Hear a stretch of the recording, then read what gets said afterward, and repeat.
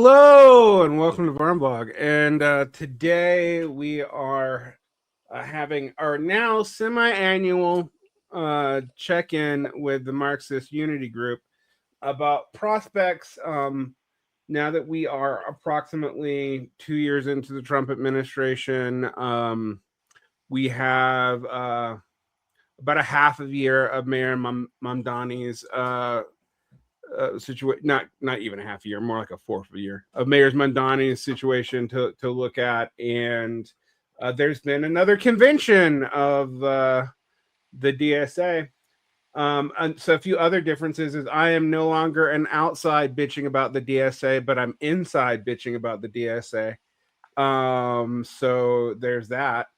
So my pretense of neutrality is barely there. And a reminder to all the other caucuses, if you want to show up on my show, all you have to do is ask, even if you're the ones I complain about.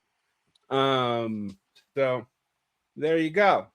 Okay, so I'm going to let everyone introduce themselves, and we'll go clockwise for me. So we'll start with Cliff, and we'll go around from there. Cool. Yeah. Cliff Connolly, he, any pronouns. Member of Marxist Unity Group, serving on the NPC steering committee. Gene Allen, member of Marxist Unity Group Central Committee and editor-in-chief of Marxist Unity Group's publications. Amy Wilhelm, I am a member of the National Political Committee, just at large this term. And a quick reminder, Marxist Unity Group's publication, despite its reputation, is not Cosmonaut, it is Light and Air, correct? Like, there are historical times. Yes, it is. It is just there. Yes, we came originally from Cosmonaut. We have Marxist Unity Group has two publications: the Bulletin, which is internally focused but open to anybody, and is kind of more about like developing writers and writing internal reports, and Light and Air, which is edited content. We are also working on an AV club. Cool stuff is, in the future. Right. So yeah, just so people understand the relation there. Okay, and so that's everybody. We're a slightly smaller panel this time, which is probably good for people being able to follow what the hell we're talking about. And I wanted to start off asking how we feel about we've seen a lot of focus on New York. In fact, one of my recent complainings about DSA stuff is now I have to follow every damn borough's politics in New York to keep up with like half the Twitter conversation. But we've seen a lot of focus on New York for obvious reasons. But as a whole, where do we feel like the DSA is right now? How are we feeling post-convention? What changes have we seen? And we'll start with Cliff and again go around. Yeah, totally. So we've seen some big changes at convention. One of the things I'm most excited about is that we passed what was Resolution 7, Principles for Party Building, which officially declared DSA's intention to become an independent, mass-based political party. This is a pretty big step forward. Previously, like all of our like joining and training materials had this big disclaimer that was like, DSA is not a political party. We're just an organization, no funny business. Don't be scared. And that's over. We are going to be an independent mass-based political party. That is our goal. We, in that resolution, passed basically like some steps or like a blueprint to get to that goal, developing our own infrastructure and so on. So that is set in stone. That is passed by convention. It also said that we are going to cohere around a program, which, if all of the demands of it are taken together, would result in the end of capitalism, essentially a worker state, and the beginning of socialism, and what is now the United States. So we have our Workers Deserve More program committee that's working on updating that now, and the NPC will have oversight on that. And hopefully we'll have a revolutionary program for DSA. that explicitly spells out what steps we're taking to get to socialism in, again, what is now the United States. Hopefully won't be that anymore. Okay, great. Yes. Yeah, so dealing with the contradictions of being in executive office now, having a chapter endorsed but not nationally endorsed elected official as the mayor of New York City, the contradiction between the New York City chapter and the national organization, the contradiction of being in executive office and not having a DSA majority on the legislative branch of the New York City government. Just a lot of different contradictions there to deal with. Obviously, we've seen some stuff that we love, like getting universal childcare passed. We've also seen some things that I hate, like doing homeless encampment sweeps, keeping the SRG assaulting anti-ICE protesters, and so on. And there's definitely some tension over, like, are we allowed to criticize our elected officials, and what should that look like if we do? And it is an interesting moment, certainly, but I'm excited to see where this all goes and sort of how we struggle through it together. I will fight the entire New York chapter if they say I can't criticize elected officials. But anyway, go ahead, Gene. Yeah, I mean, I guess all of what Cliff said, principles of party building winning was tremendous. To me, I felt like two of the biggest victories were the Democracy Commission, which kind of was like staffed with dealing with the structure problem, and the question of what do we want, like, at the very basic minimum of a DSA local to look like. That 2019, so much of the energy in the 2019 DSA convention was around structural stuff. None of them were passed. 2021, similar dynamic. And it was a very big breath of fresh air that this kind of multi-tendency commission was able to complete its project. And generally, I feel like 2025 was showing that it wasn't just that the right did a very antagonistic job in leadership in 2021 to 23, and that the left, like, it wasn't a situation where that was like a fluke, and that, like, DSA being this very big multi-tendency organization was something that was temporary. I think that it looks like going forward, single transferable vote, which is a system based around representation rather than, Borda, which tries to get median votes, or approval, which tends to, like, turn a 51% majority into a 100% majority. It looks like single transferable vote has been kind of normalized as the main way that DSA votes for things, and that is a really beautiful thing, because it being a multi-tendency group is, we were saying right before this, that it seems so impossible looking at other countries' situations if you don't have an open membership democracy party that lets factions exist. Like, what do you do?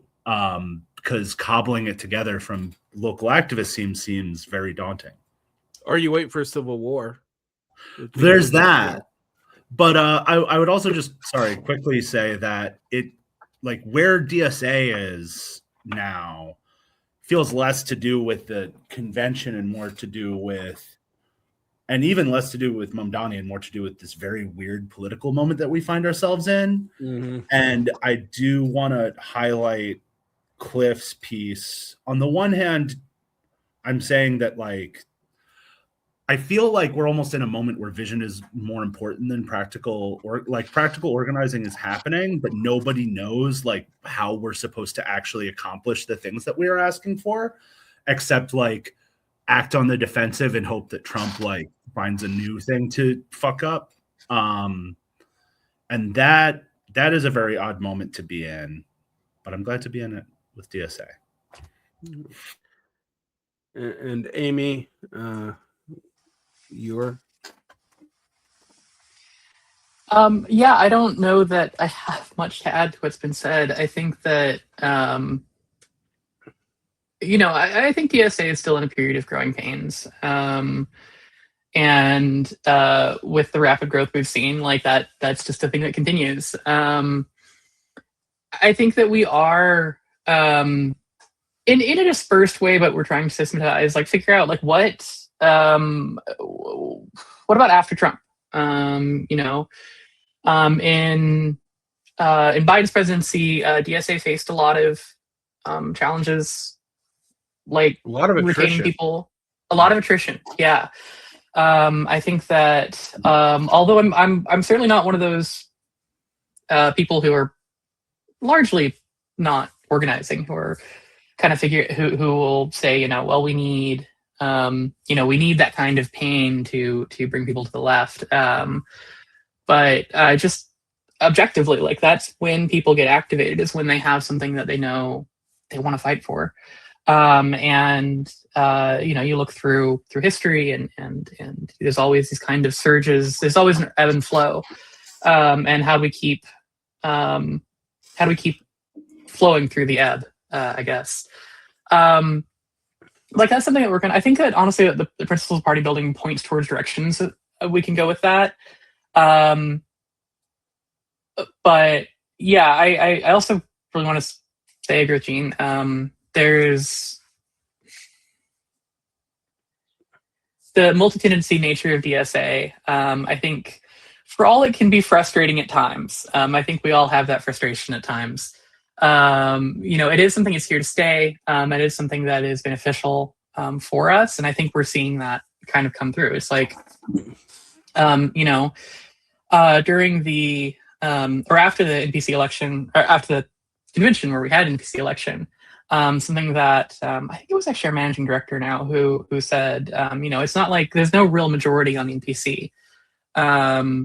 He said that it was really a parliamentarian rather than one faction or another has a majority, and I think that's a beneficial thing. Again, it can be really frustrating at times, but the fact that we have representation of different tendencies within the organization means that although it can be hard to reach a decision, we do have that. We have everyone, most of our members in some form represented, and the diversity of opinions. At this point, I think that we really are working through those contradictions of like having an executive in office without legislative support. As we stare down the possibility of that on an even larger scale, I do think that one thing that DSA is still learning, like when you talk about being able to criticize, being able to put forward our own politics, being able to put forward our own criticisms when necessary, even of allies. I think that's really important, and I think we're seeing things that talk about Zoran. I think we have been seeing those limits of that executive office, the limits of the executive being able to take action on their own. And I think the challenge for us is to understand those as such and learn from them and carry that forward. Yeah, one of the examples I think about is the current budgetary crisis in New York City, where there's been a proposed wealth tax, which seems to be shot down by Hochul, because even you need even probably state legislative, not just locally legislative dominance to really push that without the governor getting involved. Which will lead to, I don't know if it's happened yet, but the threatened property tax hike, and of which I know it would hurt more wealthy people, but I'm like, that will be felt by everybody. It isn't really the same as a wealth tax, because it will be downstreamed.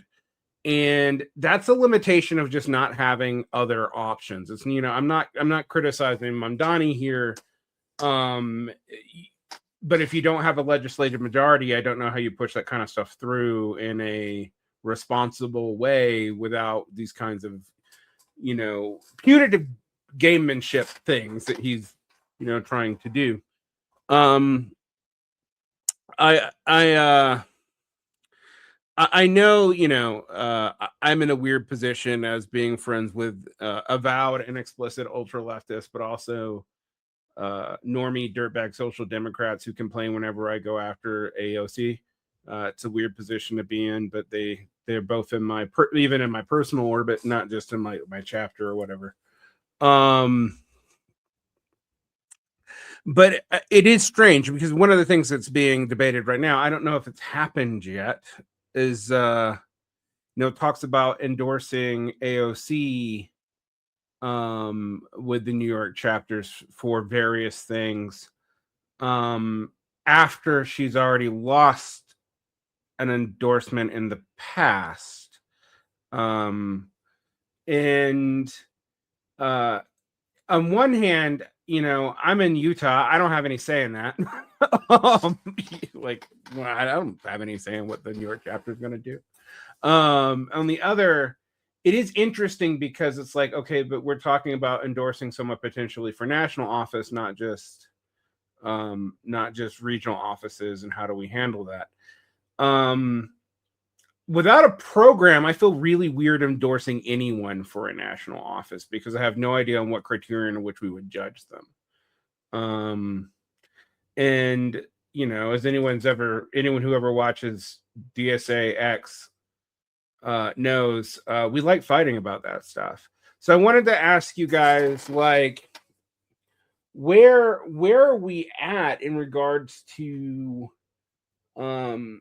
on one hand, it seems clear that a majority of the DSA, at least as represented by their delegates to the convention, want a programmatic want a program and a programmatic approach to politics, and they want the structures to move towards becoming an independent party.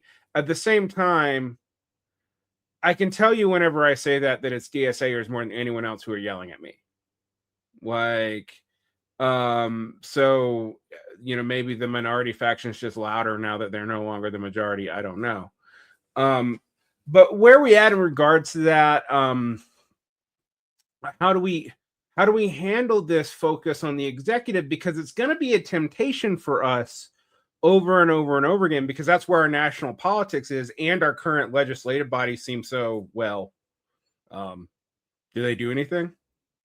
But without these legislative bodies, you can really only have Bonapartism that's really, really, really, really hard to discipline, because frankly, not even popular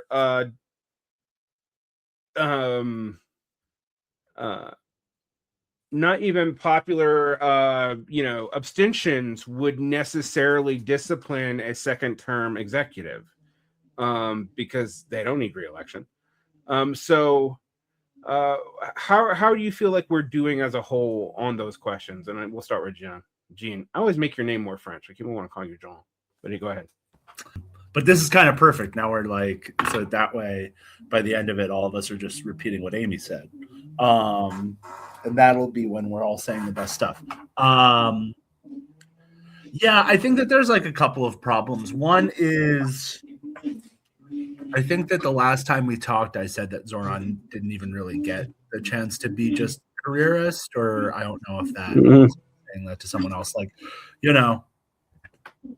Zoran got on. Zoran was nominated, or not nominated. Zoran was like made mayor, and then within one day, Trump was kidnapping Maduro, and we didn't even get a week of like arguing mostly about like, potholes in Brooklyn or something. Like, we didn't get like there could have been a world where that was the thing that was the only thing that we talk about. And it does seem like there are a lot of international situations that are drawing our attention upwards, but I don't know. I think that in this moment, there is a very powerful potential message of if you want like a opposition party to all of this, you need to be represented nationally, and that has to come through electing a block of nationally endorsed DSA members who are cooperating in some way. Oliver Larkin, who's running it right north of Miami. I'm getting like a lot of noise somewhere. Potentially you. Okay. Sorry. Oliver Larkin was talking about like a congressional socialist caucus, and as something that is separate from the progressive caucus. And I do think that part of the problem with AOC is simply that AOC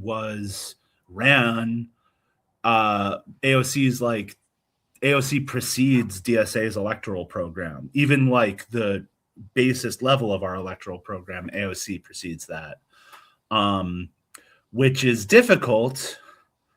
There's also kind of like the New York double bind of you want electeds to be accountable to the members of DSA, and then New York City is structurally not a fully democratic chapter. It doesn't have general meetings. It's getting up to, I think, having annual conventions. And New York City doesn't want to play ball with DSA as a whole, which is leading to this problem of them running candidates who are not seeking national endorsements. It's a lot of complicated things to sort through, but I still do think that NYC doesn't have general meetings. Oh, okay. That makes it being the largest chapter even more confusing. Yeah. I mean, on the one hand, it's a fun little problem to think about of like, how do you make a 15,000 person local democratic organization meaningfully democratic, but not one that is getting solved in this moment.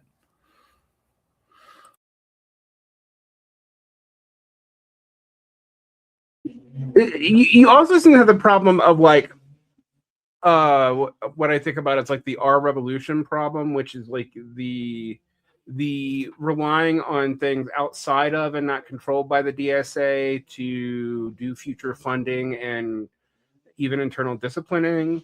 And if you know anything about from our revolution, it's led to all kinds of things, including some very for-profit houses that spend a lot of money on John Fetterman, which doesn't make us look bad at all. Nope.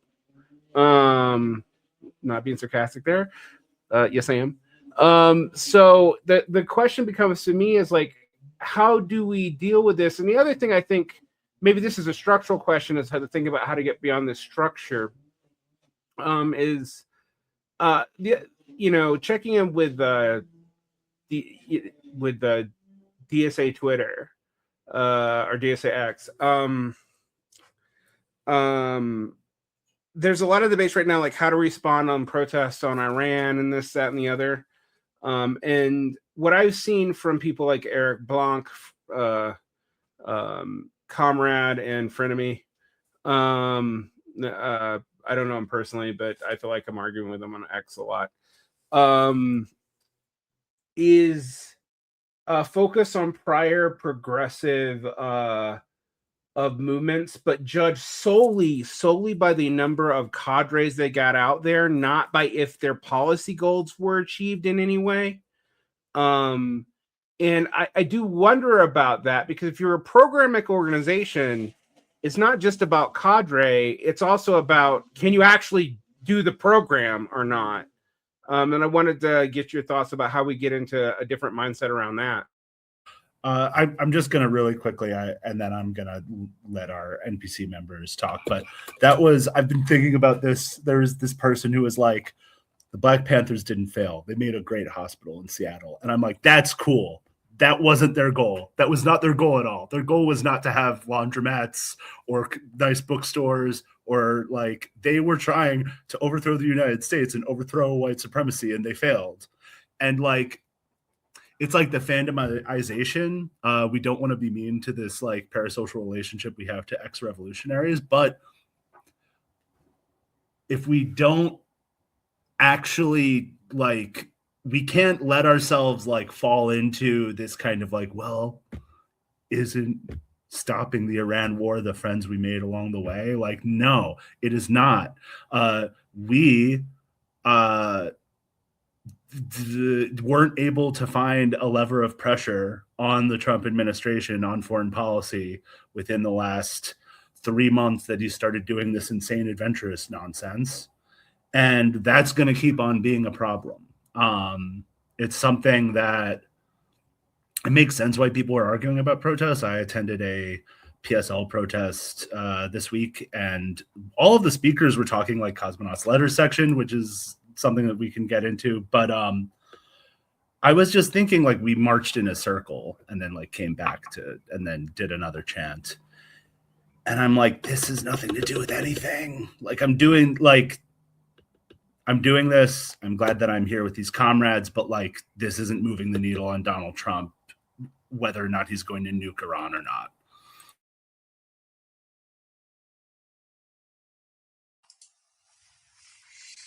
Yeah, I agree with that. I think something that we've seen is like even the hardcore, like constant protests, even a lot of the kind of supporters of that are coming. It's not entirely fair, but groups that do a lot of protests all the time are even kind of coming around to like, this isn't doing anything. Or it isn't, there's no power in it. And that's a hard one because a lot of the time our own historiography of our what successes that maybe the left, but I think expand that a little bit, say, progressive values, some of which are leftist values. The kind of historiography of that is, well, there was this big march on Washington. There were student protests everywhere. And I think that there's two sides of that. Is one is like the conditions have changed since that time. And also a few things have, despite the dominant historiography, few things have happened solely with protests, solely with asking loudly. I'm not going to say nicely, but just with making demands, even in large numbers. And so I think that is like, that raises something of like, what is power? We talk a lot.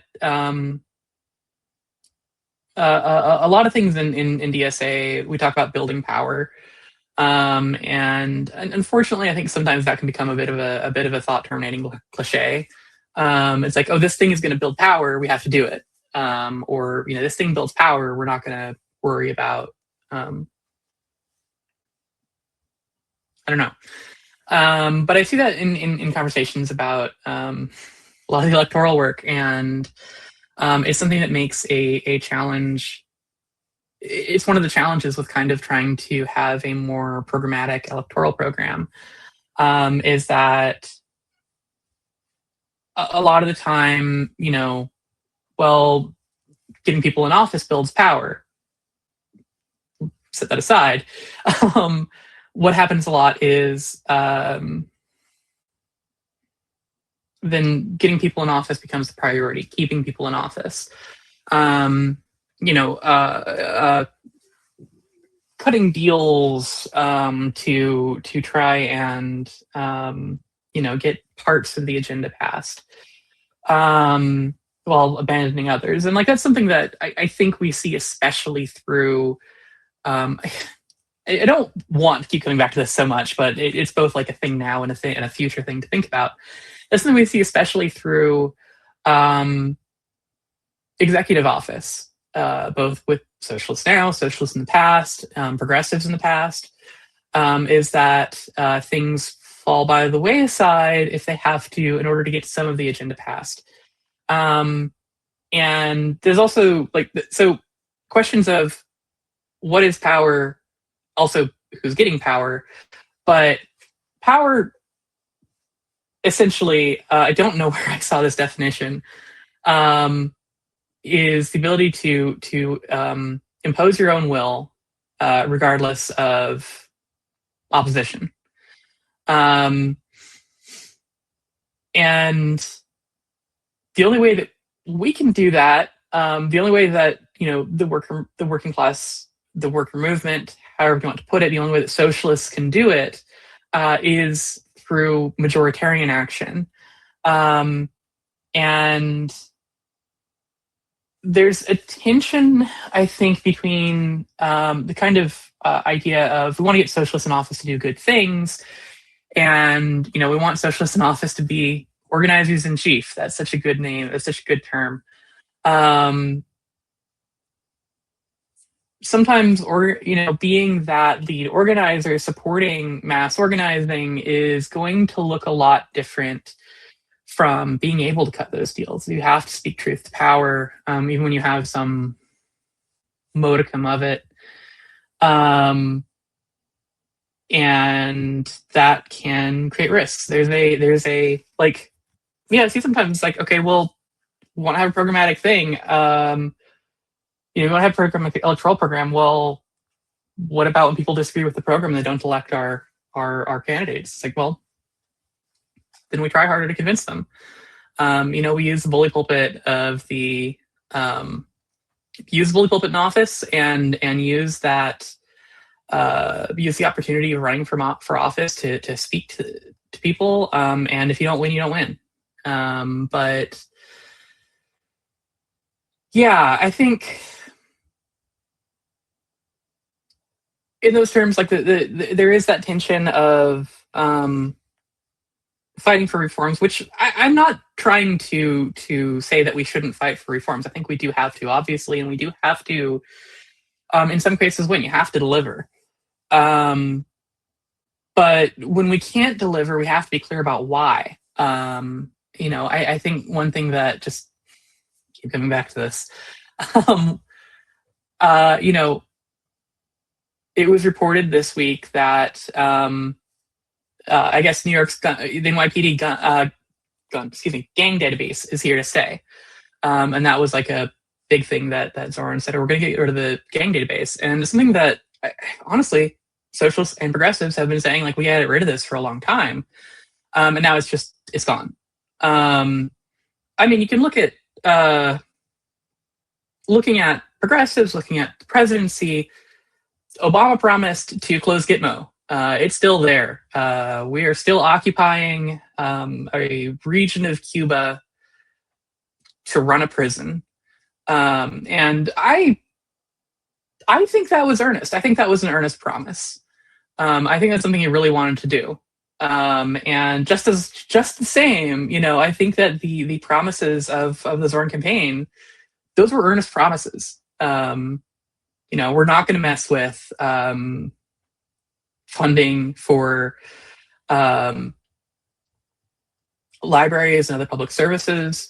We're going to get rid of the SRG. We're going to get rid of the gang database. And it's just running headlong into, the executive isn't actually a monarch, as much as the federal executive is allowed to act like one. And yeah, I think that I think the big thing is exactly that. It's when we have, are we doing this to try to do good things, or are we doing this to try to bring power to everyone? And that is kind of the unresolved thing. I think also in terms of programmatic orientation, there is some tension about what a program should be. There is a I think that a lot of time there is kind of a tendency to shy away from things that would be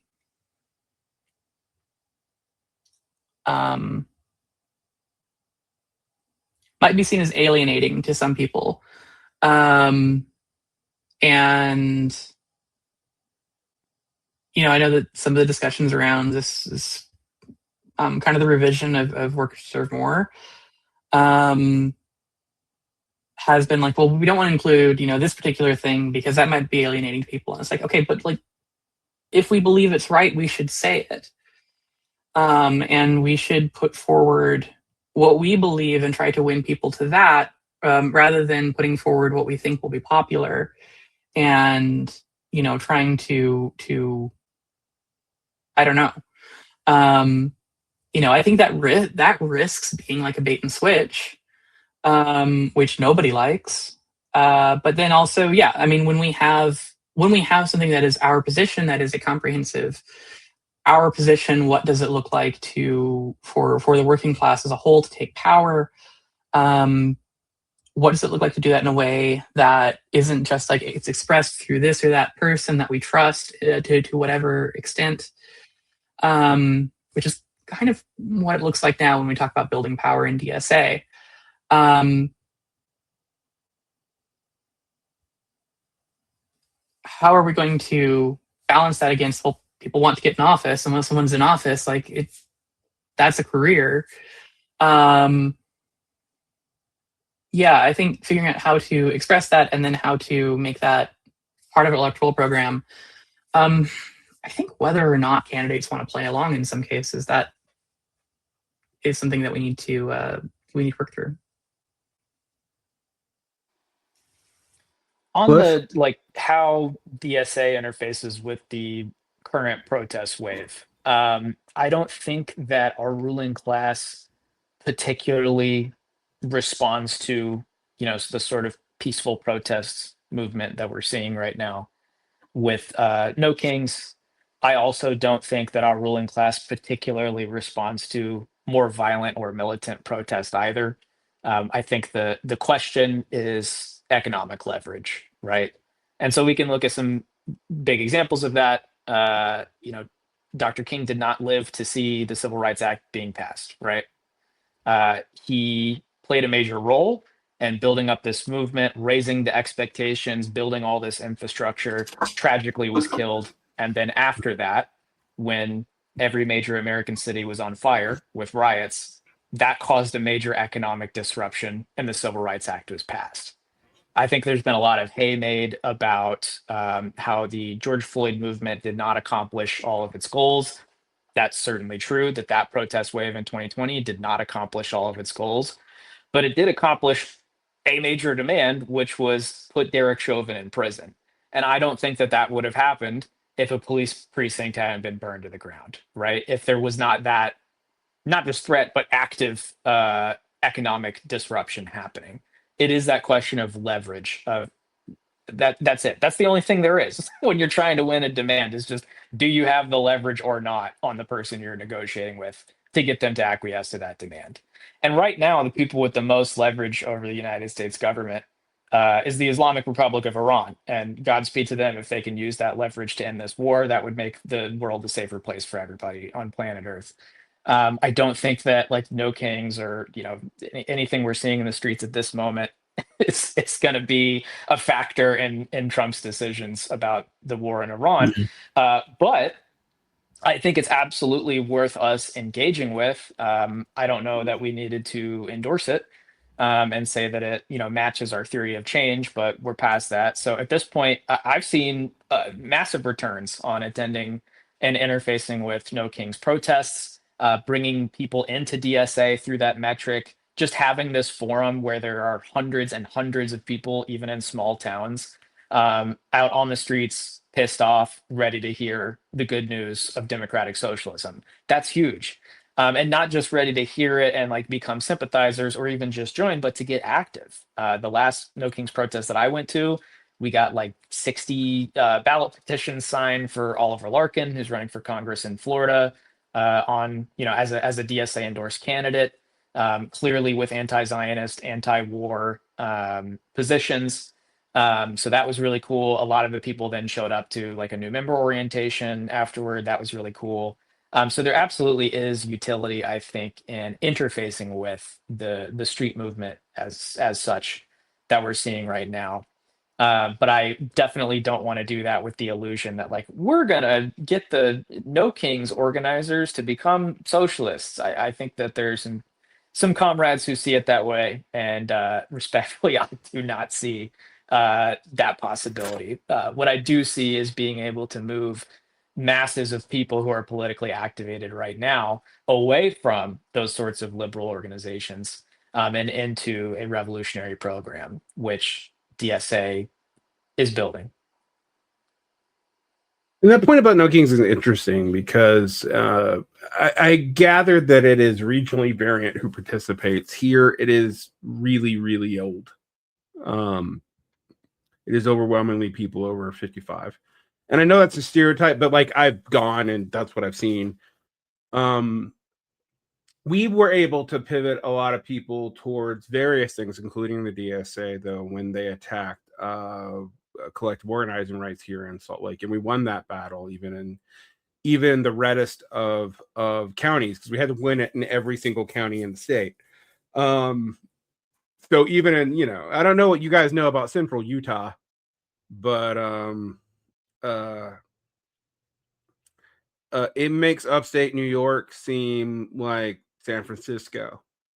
So At 100% perspective. Yeah. So for my New York listeners, I guess I'm going to stick with that because A, 1/10 of the DSA is in New York, and B, or maybe 1/11, I'm not sure, but it's a lot. And B, most of my audience is also in, well, not most, but it's the largest city when I add all the boroughs together that listens to me. So one of the things I think that I find interesting in this moment, though, to tie it back to what you're saying, Cliff, is that we do have to interface with this protest movement. I am of a weird, you know, a lot of people will hear me say protests don't work, and I still say that, but I'm like, but you should still do them. And they go, why? And I'm like, well, in-person interaction as a socialist is super important. Particularly on with younger people who have primarily encountered politics as various forms of fandoms on the internet. And think about it that way. I mean, I've had younger people tell me, no, all politics is parasocial now. And I'm like, no, you don't actually get stuff done in your city through parasocial relations. Like, you just don't. I'm sorry. That's not how they won in New York City. That's not how Mom Donnie won. But that is a constant threat. I think it's an interesting threat also with focusing on the executive. We're always focusing on the executive, these key, like, big figures, like, you know, people know AOC, and AOC, you know, not only does she predate the current iteration of DSA socialist politics, but and she doesn't really completely come from it either. You know, as I always said, she may have been in the DSA for a while, but she's also a Kennedy staffer. The thing that I think that I don't hear enough about is like beyond these like key figures, you know, or flashpoint figures. I mean, I know, and this person's not endorsed by the DSA, nor are they a member, but there was a lot of Jacobin magazine ink being spent on him, Graham Plantner, and I'm like, I don't have, you know, I'm not going to weigh into whether or not I think all the criticisms of Plantner are legitimate. He might be great. I have no idea. But I do know we had a similar strategy towards John Fetterman, and that did not go well. And it just makes me think, like, what kind of institutions should a DSA be building? And I don't, like, both within itself, but also around itself, to have a platform for a programmatic response that is also building towards being a party. Because one thing I will say right now is I'm glad we have that thing from the convention, and my big thing about the DSA being structurally a political advocacy nonprofit is that we can't act like a party until we change that. That's a fairly easy thing to change before people freak out. I'm not saying that, like, you can't change that. It's actually a matter of tax paperwork. It's not that big a deal. But it is things like that we have to change. I also am not sure like how much I feel like, because right now it feels like the national, and I know we have national NPC people here. Sometimes it doesn't feel like it's the national. Sometimes it's the how do we respond to whatever the hell is going on in New York committee. So I wanted to get how do we get out of that? Because of course New York's going to be big for any organization. It's the biggest city in the country. But it does seem, and we've DSA has historically, not just with Mamdani, but even with Dinkins, had success in New York. But how do we transfer that right now? I mean, there's like what 140 DSA electeds or so right now. I was just looking it up. But remarkably few in things like school boards or anything like that, or any kind of like small civic organization. I think there's like 5 school board members and 1 controller for a school somewhere. And I was kind of interested in like that, because if you look at how our opponents build power, they do laterally and horizontally organize. And we tend to do Hail Mary kind of quasi-Bonapartist campaigns. And I guess I want to get your response about how do we get people to think differently, and what kind of institutions would the DSA need to join with, support, create itself to do this lateral and horizontal coordinating? And I'll let anyone respond who wants to. So I think I disagree with the framing a little bit, and I'll explain why. My experience on the NPC is probably less than 1/10 of the time on the NPC is spent on anything to do with New York, which I think is an appropriate number if that's about how many members we have there. So that seems fine to me.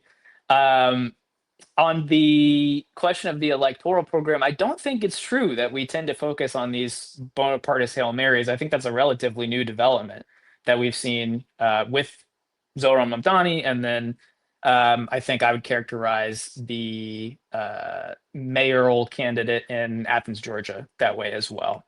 I don't think it makes sense for us to be focusing on these executive offices before we have an actual legislative majority.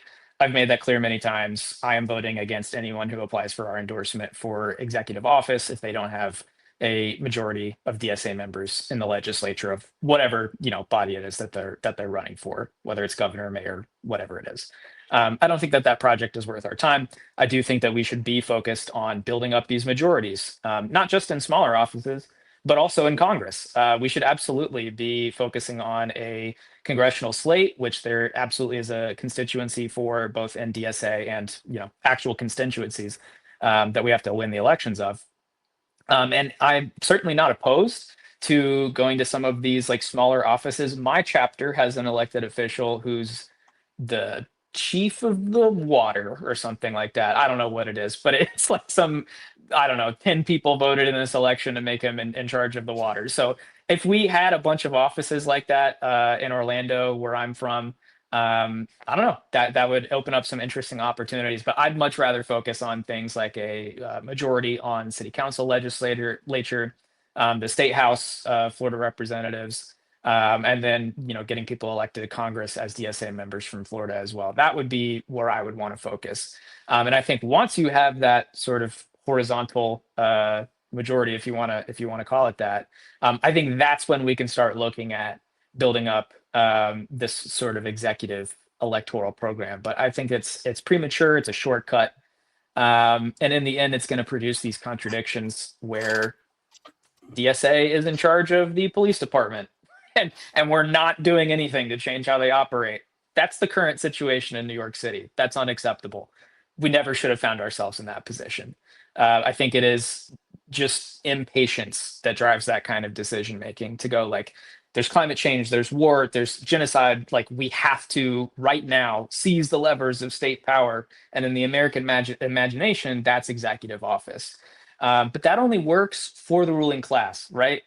The Constitution, executive office, all these levers of power, those are there for them. They're not there for us. We have to build up actual majority support in the actual population of the United States of America, or whatever polity it is. If it's a city, then the city. right? But unless we have the actual majority support of the working class, we cannot govern. And trying to take these shortcuts to governing before we've built that majority is only going to produce DSA homeless encampment sweeps. And I'm not interested in that project.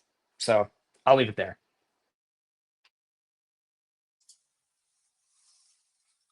Yeah. I think I wanted to add, like, specifically about that kind of horizontal organizing. Or lateral, however you want to put it. One thing that our real opponent, our real opponents, they're all real opponents, but the political right of the U.S. has done, is things like offices, things like community centers, and that is something that, that's something that in its heyday, the Communist Party, the socialist movement generally, that was a big thing. I think that's something we need to figure out how to build with the resources we have. That's the challenge. And in a big way, like, the right could do that because they just have shit tons of money. They have functionally unlimited money. You can hire a couple of people to staff an office for just to be there to appear to be community, and generally people from the community. Let's I don't know if I want to say credit where credit is due, but like they're not bringing in outsiders to staff these, and you could just do that when you have Coke money, right? Whether that's Koch brothers or Coca-Cola, I don't know if there's much difference at this point, but that's something that is a real challenge for us because we are member funded. We're all paying, for what DSA can do out of our own paychecks, out of our own funds, and that's, I think that is a strength. It is also means we have less resources. But something that we're doing right now is we're getting the program back going again, supporting chapters and opening office spaces. I think that is an important step in that direction, towards having somewhere that we can have people come together and organize, have that in-person interaction. We used to like school boards and things. I think that we have to reckon how to do that. And this kind of comes back to that programmatic thing, right? I think even for something like a school board, that's something where we need to have that programmatic idea of like, what are they going to do when they run into constraints? Because a lot of the time, school boards don't really, they have a lot of power over the school district. And I think in a lot of places, in some cases, it would be really beneficial to have a socialist voice there. At the same time, school boards end up having to oversee austerity, and don't have any real control, if any at all, over funding and finances. So that's a fine line to walk as socialists. It's different from being, a unitary. Using this in a different way from like unitary executive, but for being one person that's the head of executive power. But it is still, it's a fine line to walk. We need to, in that kind of thing, whether it's school board, whether it's any of the other kind of quasi-executive offices that often are pretty like low turnout or uncontested. That's one of those things where we need to be able to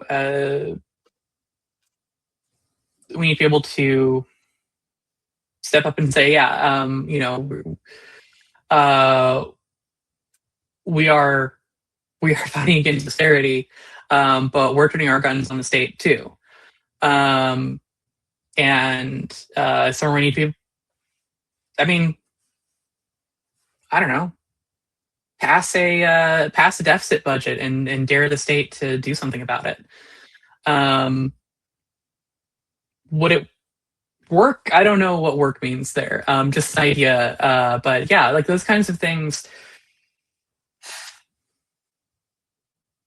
It's a fine line to walk. I think it is certainly worth doing in some cases. In some places, honestly, like I think we could challenge school board just on the basis of the school board does things that are just terrible for children, just on non-monetary policy. We see a lot, and like that's kind of a mirror of the way that like Moms for Liberty shit happens. But yeah, there are challenges, I think, with any of that we face that the political right does not.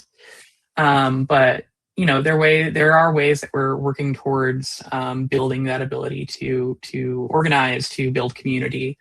Yeah. Yeah. Yeah, like going back to the thing that we talked about before this about like what like left populism, it feels like it has such a draw right now. And part of it is platforms that like social media and streaming kind of push people towards rhetorical modes. But I also feel like there's this spectacle we've been dealing with for the last 20 years of, on the one hand, my hair has been crazy today. I am sorry. On the one hand, Rochester, New York passed by 75% a police accountability board in 2019. That's higher proportions than like any elected official in Rochester has. It's been in trial for 6 years and is not going to even have independent investigative ability. That was determined to be, unconstitutional. On the one hand, you have stuff like that, where it's like you fight for a $15 minimum wage at the city level. Screw you. Only states can do that. You have to win the whole state in order to do that, and then that'll go to the Supreme Court. So it's like all change seems impossible, except when Trump wants to do stuff, and then he can do whatever he wants. And it's like very specifically that, and that I think gives people this idea of you don't have to follow the rules. You just pretend that they don't exist. And it's like, no, if the court is aligned with the executive, you can do whatever you want. In any other situation, good luck. Yeah, and I mean, Trump loses as much as he wins too, to be actually more than that. That's another element of it. But we don't talk about that because it's like downstream of the news cycle, but go ahead. To the left Bonapartist question, it's something I've been thinking about because like the earlier the earlier left-right distinction before the Bowman affair was kind of like pro or anti-Bernie.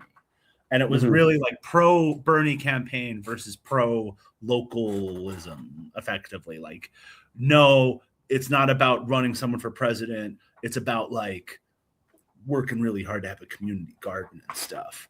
And like that, or like working hard to have like local initiatives. And it's about that hard work that we're going to be doing for years. That's what politics really is. And I feel like it's unfortunate that the people who argue for this are so opportunistic about it. But there is something to the fact that Mamdani running for an executive office got like doubled New York City DSA's membership. I hear stories about like, union activists for Zoran, and then that becomes this whole thing, and then people are doing stuff branching out of that. I do think that there is a purpose to these bigger runs. It's just that we don't have that coordination to be like, we're going to run Eugene Debs, and that's actually about running to get 5 congressional people elected. What I would hope is that we can get to the point where maybe you do run a state senator, but that's really about running like a city councilor and like a couple of people at a school board or something like that.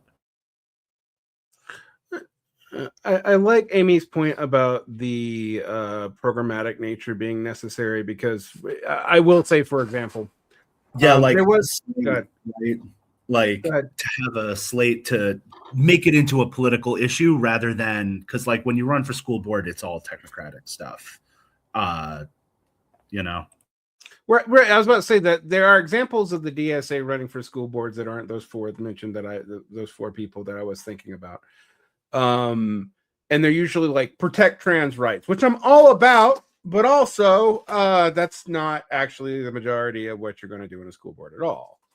And your point about austerity, absolutely true. One of the weirder things about school boards is depending on the state, and this is another issue about the United States that we really have to deal with, is depending on the state, it's going to be very, very different as to what powers a school board has. Like in my state, school boards can actually raise their own taxes, but that's not true everywhere. There's a truth in taxation and reconciliation, but the school board by itself can raise the property tax mileage rate. I don't think that's actually very common in most of the country. So it's actually an interesting thing to point out. I mean, one, schools are actually funded radically differently, like not just from state to state, sometimes from city to city. But I do think we have to get into this idea that socialists can run things, but I also worry about us trying to do that prematurely for the same reason that Amy is implying, is that like we don't want to be stuck like, I don't know, Rudolf Hilferding in the Weimar Republic went totally well when he did this. Administering austerity because we constitutionally are legislatively have to. And I'm also not sure even, and maybe I want to get your ideas on this, that we should be very careful about even pushing specific policies unless we already have legislative control. Because, for example, I thought about the debates in 2019 about Medicare for all. And there were some versions of Medicare for all that were being celebrated by Democrats. That, of course, they didn't do when they had the power to do so, but that's neither here nor there. That if they had done, would have discredited the concept of Medicare for all because it was a bad plan.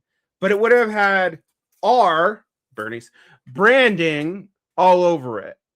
And you know, I don't know what to do about that. I mean, I really do kind of lose sleep thinking about like what part of the chicken and the egg we handle here.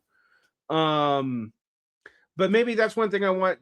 But what, you know, none of you can represent all of Mug. I know that. But what is like the general feeling amongst Mug's caucus and constituency about how we handle these problems of advocacy before power, or small positions before or during the creation of a program? And I'll let anyone who wants to respond to it. I think there's two separate problems here. And one is, how much are we controlling the conversation? How much messaging discipline, how much messaging capacity do we have? That's number one. And then number two is, do we have the votes to win XYZ policy? I would be totally against constraining our imagination, constraining our program, constraining our demands on the basis of, well, what do we actually have the votes to do, even based on this argument of, well, what if it just gets co-opted and then the Democratic Party is able to control the conversation? Have you ever seen the Democratic Party control a conversation? For God's sakes, they can't do that. We're really good at it. And you inherently have the advantage when you're pushing the more radical version of something because it's easy for the media to sensationalize. We, relative to our size, get way more press than anything that the mainstream Democratic Party does. I can't take a piss without there being a New York Post article about it, is like kind of how it feels, right?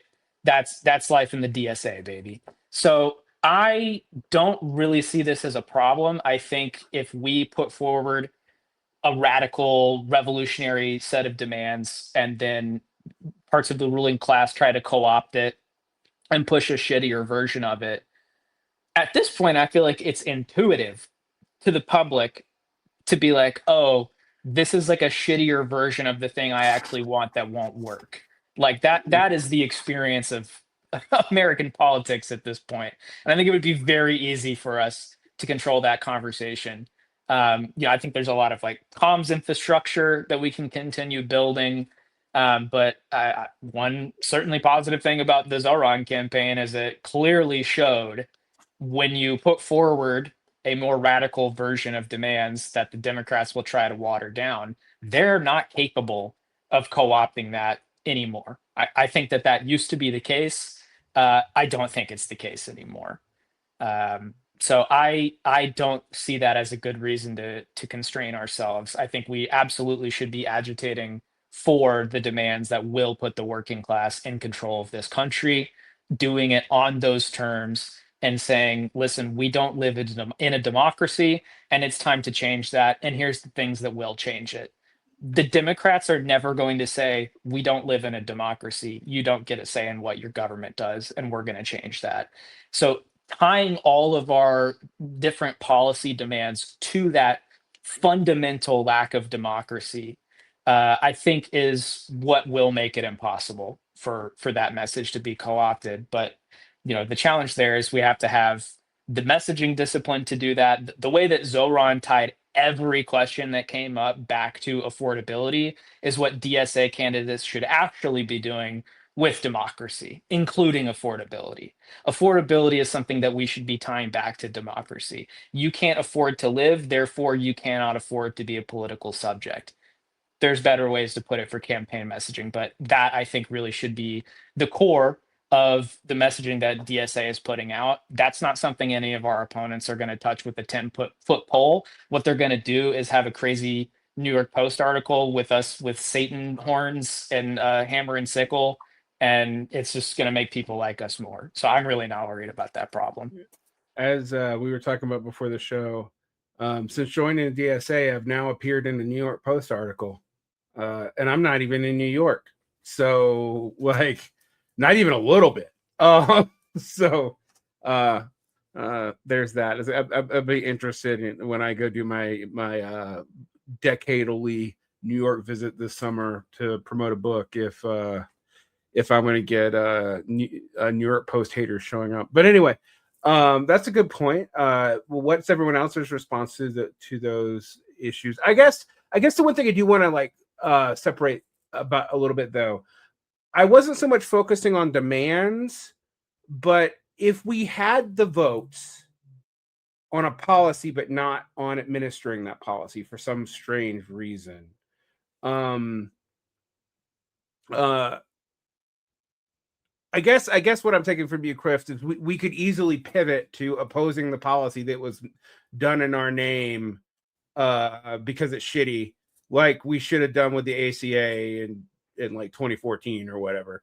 And I do think today that would go over a lot better than it did 10 years ago. I mean, I really do. I mean, because everyone's just watched the Democrats fuck everything up. But and your point about the DSA is actually fascinating. DSA is, by far the largest left organization we've seen since the SPA. Now it's comparisons priorly adjusting for populations was the SDS, and then the Communist Party of 1945, but only the Communist Party of 1945 because the only time it was more than like 40,000 people right after World War II, and then it managed to collapse down to 5,000 people in 6 years. Now, a lot of that's the Red Scare, but a lot of that's also like bad internal management and stuff like that.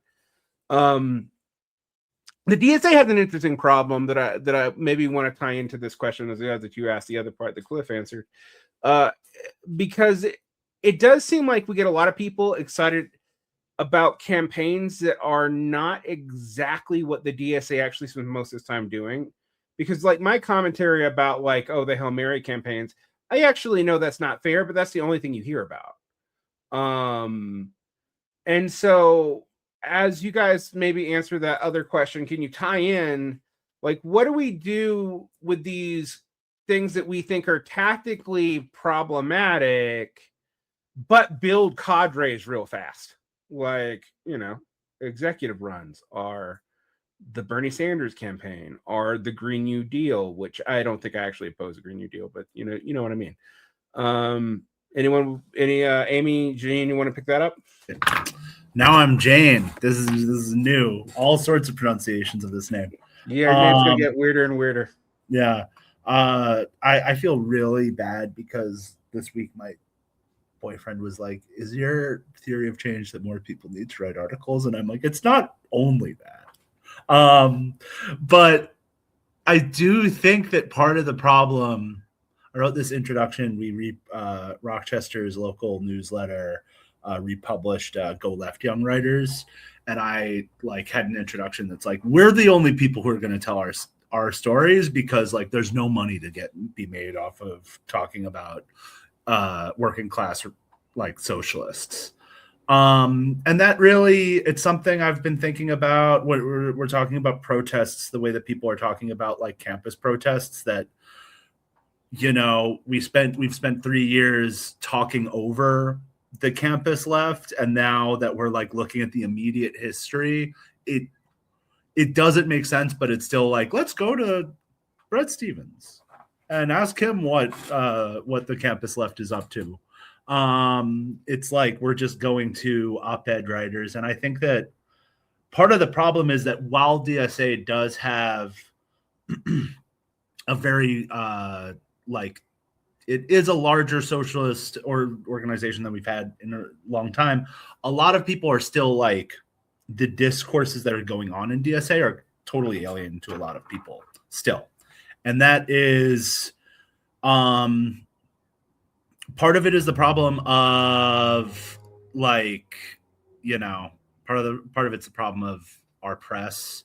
Part of it is the problem of us. And I do think that getting out a lot of these getting out positions and having people more broadly thinking about how do we get the working class to rule is something that's really important. I'll also agree with Cliff. I feel really the biggest and most important demand that we need to be constantly forwarding is the lack of democracy in this country. Without that, without acknowledging that, we get into this really sloppy analysis where everything is potentially possible if only we believe in it enough, or if only we canvass enough, and we're ignoring the structural problems at the heart of the U.S. So we're going to Amy, do you have anything to say? And then we're going to do a wrap up.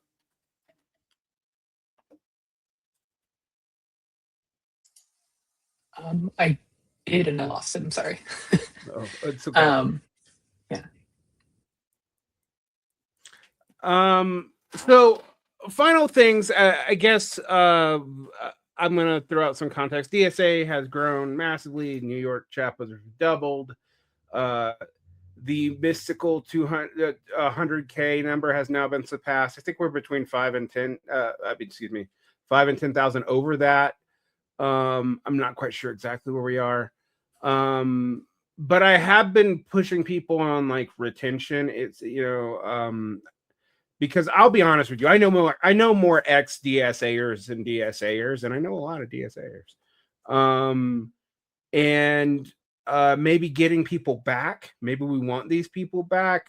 Now that we're moving more towards the party, and the whole complaint about we're just the Democratic Party's sheepdog campaign or whatever that I hear a lot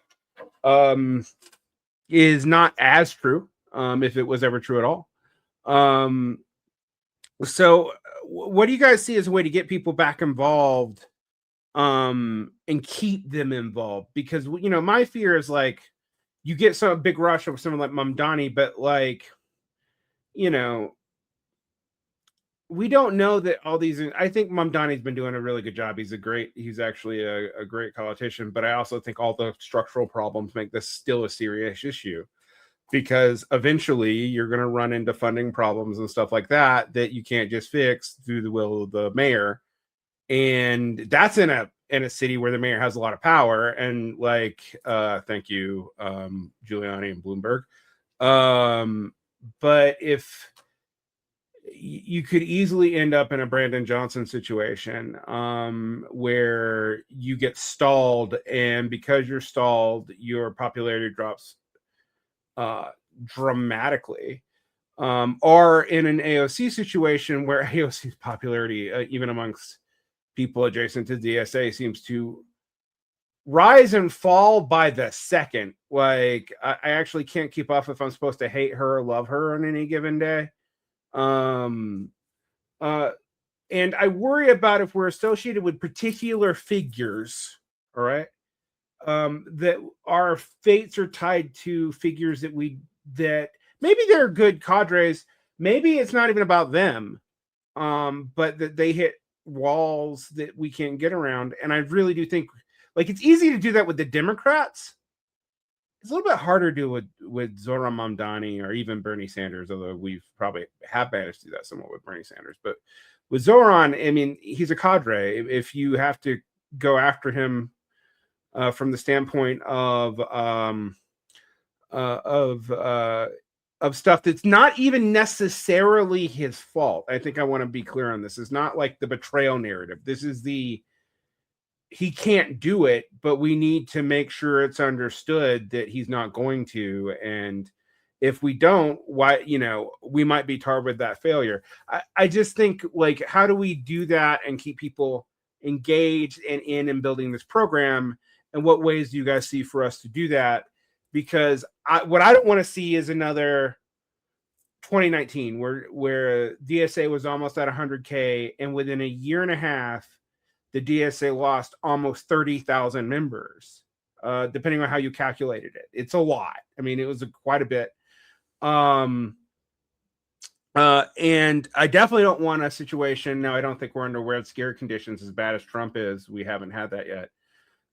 Where, like, the socialist movements who hit this kind of numbers and then collapse down to 10 to 5K in less than 3 years because they couldn't get anything done.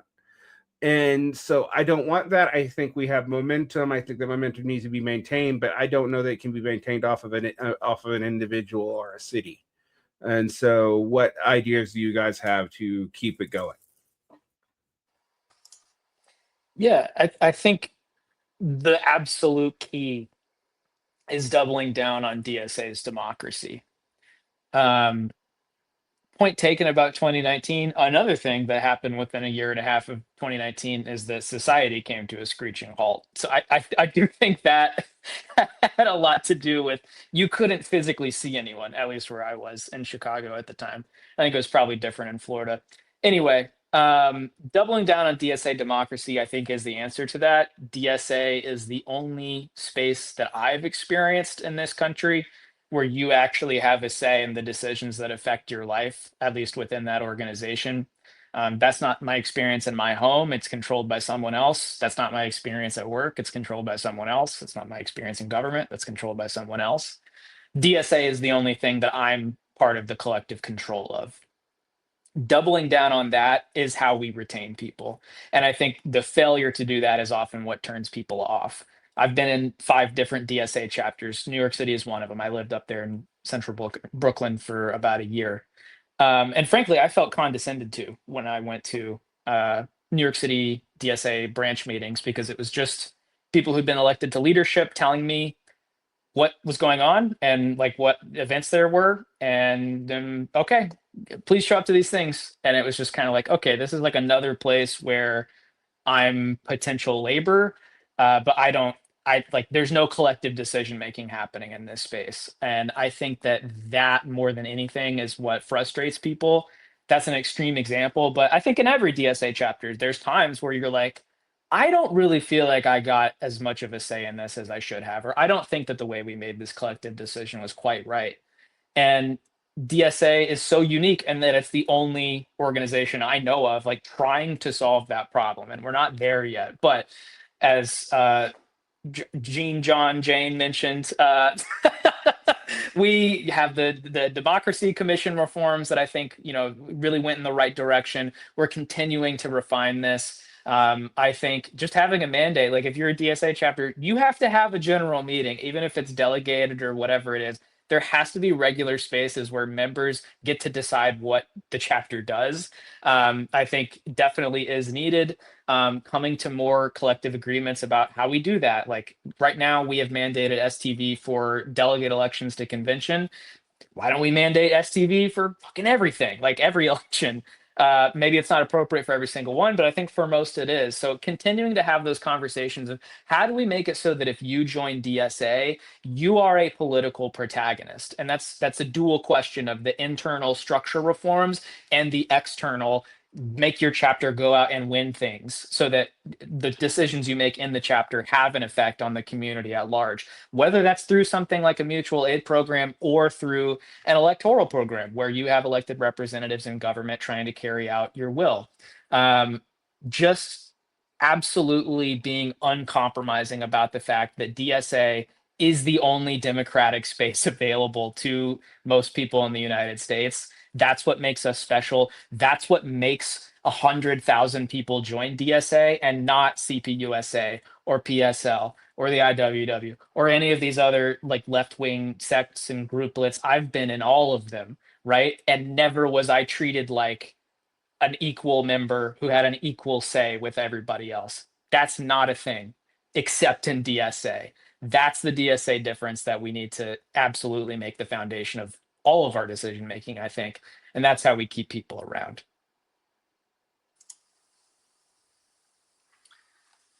Yeah, I agree with that. I think Cliff used the word I was going to, which is members need to be protagonists. I got to give it to our comrades in Red Star. They talk about protagonism a lot. And I think that, yeah, there is that tension of we have these big figures, but we need to expect them to help to develop members of DSA as protagonists, help to develop that idea of we are deciding, and we're deciding things, and we are having fights collectively, sometimes with each other too, but we are deciding things collectively. We are making those together. We are all contributors and actors in this. We're not just here to be a movement to support X or Z person. We are, it is for everyone to be a part of it. And I think that, completely agree. I think that's what keeps people around. That's what, how do we get through those slow times? We need to make sure that members, feel that they have ownership, and they have, that it's their organization and it's their privilege and their responsibility at the same time. And say that's how I feel about it, to be a part of DSA, and to be,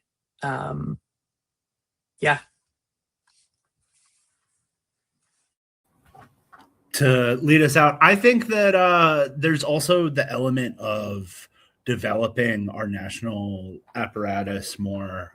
Comrades in MUG are doing amazing work on the National Electoral Committee or Commission. Yeah. And that is really a powerful thing. If really any chapter that's trying to go slightly above what they are capable of, normally you have to, in Rochester, one of the biggest progressive figures is a billionaire or a millionaire real estate agent, and you deal with this stuff everywhere in every city. You're going to be dealing with how do you get money, and people who have a lot of money are going to have, that's the whole thing that we're doing, right? And being able to point national resources towards a strategic campaign where we have a good candidate where we're able to win, it's going to generate surprise victories that I think could align bigger stuff than we think. It's also something that like there are so many groups in the United States. Every city has like dozens and dozens and dozens of groups, but you don't have something that's democratic, that's operating at a national scale. And because of that, so many other groups are they are solving problems by not getting to the level where they have to have them. And that is, I don't know. Trump nearly killed 90 million people this week. It's an imminent. I'm not saying like be urgent and like give up on the strategy of patience and like let's all become opportunists. I'm saying there are stakes to us not getting power. And there are horrific costs that are happening when we fail to operate at the national level.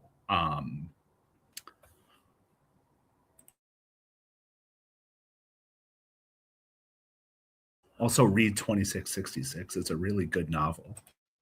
Oh yeah. I will also endorse reading anything by Roberto Bolaño at the end of the show.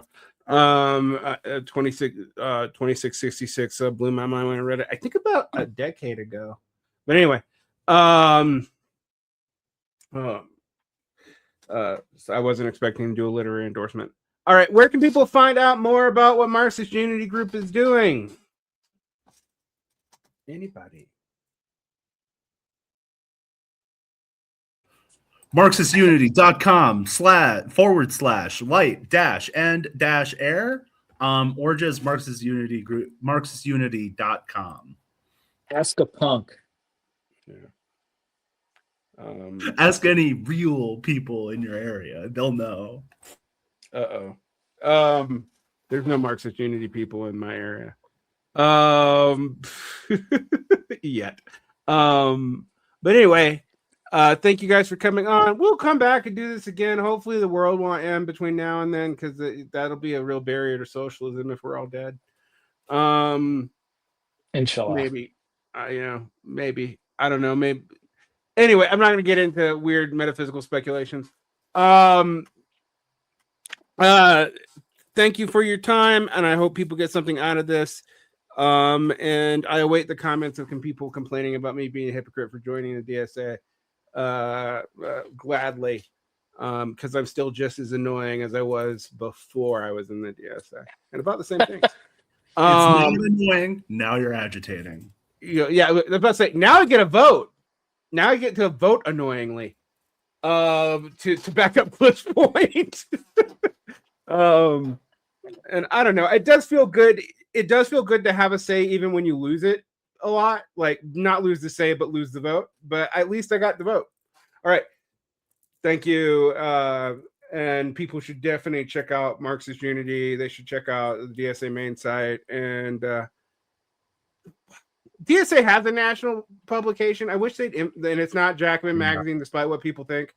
We have two national publications. Yeah. I am glad that they're finally beginning to use them. I feel like before, like the Democratic Socialist or whatever was like, oh yeah, that exists, even if you're in the DSA. But not only do we have national publications, your boy Cliff Connolly has an article coming out in Democratic Left this month. I don't know when you're publishing this episode, but it'll be in April, about the Security Commission trainings that we helped put together for Stop the Bleed, de-escalation, firearm safety, unarmed self-defense, and protest marshaling. So building up that security infrastructure. We didn't talk about that at all, but you can read about it on Democratic Left very soon. Yeah, so actually read Democratic Left if you want to check out about these things, because it actually is the official DSA publication, despite what people think about Jacobin Magazine again. And thank you guys for coming on. See you later. Bye.